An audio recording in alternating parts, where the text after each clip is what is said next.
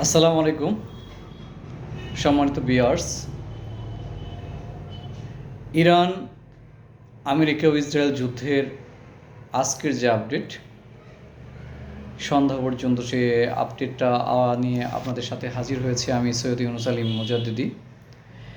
এ পর্যন্ত আপডেটে America already তাদের মধ্যপ্রাচ্যে অবস্থানরত নাগরিকদের নির্দেশ দিয়েছে তারা যেন দ্রুততম সময়ের মধ্যে মধ্যপ্রাচ্য ত্যাগ করে, এবং কেন এটা বলেছে তার পিছনে কারণ হচ্ছে এই, আমেরিকা তাদের নাগরিকের জীবন রক্ষার জন্য তারা খুবই সচেতন। যদিও অন্য কোনো দেশের মানুষের নাগরিকের জীবন তাদের কাছে তুচ্ছ, তাদের টার্গেট হচ্ছে তাদের নাগরিকদের নিরাপদে ফিরিয়ে নিতে পারলে আমেরিকা এবং ইসরায়েল মিলে ইরানের উপরে এমন একটা ম্যাসাকার, এমন একটা ভয়ঙ্কর আক্রমণ করবে, বেসামরিক স্থাপনা থেকে শুরু করে বেসামরিক লোকজনকে হতাহত করবে।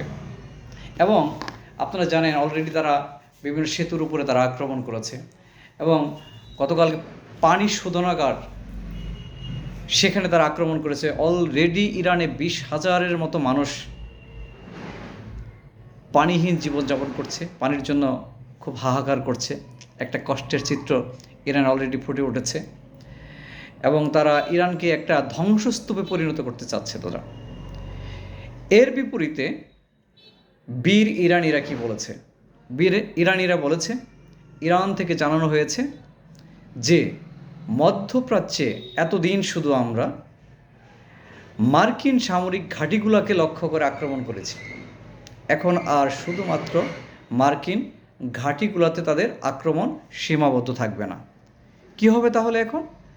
এই সীমাবদ্ধতা লঙ্ঘন করে মার্কিন ঘাঁটিগুলো থেকে মধ্যপ্রাচ্যের অন্যান্য যে দেশগুলো, উপসাগরীয় দেশ, এখানের যে বেসামরিক স্থাপনা রয়েছে, বাণিজ্যিক যে স্থাপনাগুলো রয়েছে, বাণিজ্যিক স্থাপনায় আক্রমণ করবে, বিদ্যুৎ কেন্দ্রে আক্রমণ করবে, পানি শোধনাগারে আক্রমণ করবে, তেল শোধনাগারে আক্রমণ করবে।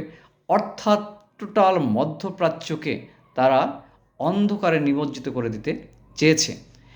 তো বাদবাকিটা আল্লাহ ভালো জানে শেষ পর্যন্ত কতটুকু সফল হবে।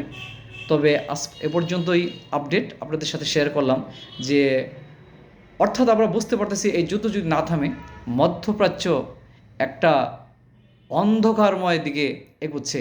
কারণ মধ্যপ্রাচ্যের জায়গা অন্যান্য দেশগুলার যারা মুনাফেক, এই মুনাফেকরা কিন্তু আমেরিকা ইসরায়েলকে তাদের জায়গা, তাদের মাটি, তাদের রাষ্ট্র ব্যবহার করে ইরানের সাথে গাদ্দারি করছে।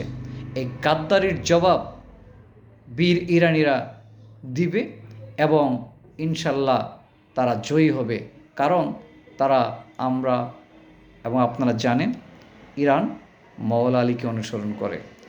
মওলা আলীকে যে আলী ছাড়া কোনো বীর নাই, জুলফিকার ছাড়া কোনো তরবারি নাই, সেই তরবারির যারা অনুসারী এবং সেই মওলা আলীর বীরদের যারা অনুসারী, মহান পাক পাঞ্জাতনের উসিলায় ইনশাআল্লাহুল আজিজ রক্তের উপর দিয়ে ইরানের বিজয় সূচিত হবে ইনশাআল্লাহ।